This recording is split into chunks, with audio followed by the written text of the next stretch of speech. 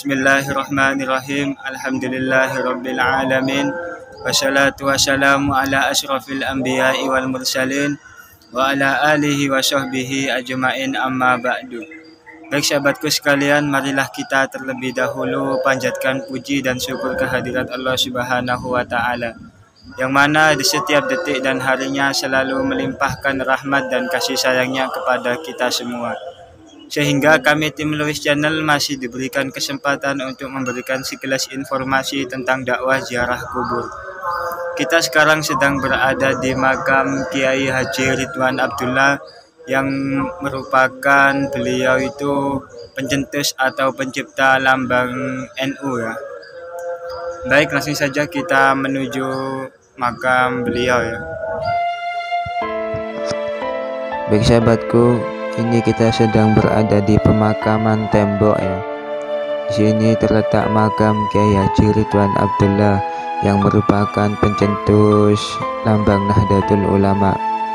Kalau ke makam beliau kita tinggal mengikuti jalan arahannya, gampang kok karena sudah ada arahan jalannya. Nahdlatul Ulama merupakan sebuah organisasi Islam yang didirikan oleh ulama-ulama dan para kiai yang alim. Salah satu ulama yang memiliki peran penting dalam berdirinya Nahdlatul Ulama adalah Kiai Haji Ridwan Abdullah. Dikenang sebagai ulama seniman pencipta lambang Nahdlatul Ulama. Menurut berita versi yang beredar, Kiai Haji Ridwan Abdullah lahir di Bubutan, Surabaya pada 1 Januari 1885. Namun setelah tim kami menelusuri, ternyata di batu nisan beliau tertera pada tanggal 7 Januari 1885. Tapi semua itu tidak menjadi masalah karena menurut pendapat kami itu merupakan kebesaran Tuhan Yang Maha Kuasa. Kiai Haji Ridwan Abdullah lahir dibesarkan dari keluarga santri di Surabaya. Setamat dari sekolah dasar Belanda, Kiai Haji Ridwan Abdullah nyantri di beberapa pondok pesantren di Jawa dan di Madura, di antaranya Pondok Buntet Cirebon, Pondok Siwalan Panji Buturan Sidoarjo, dan di pesantren Bangkalan Madura.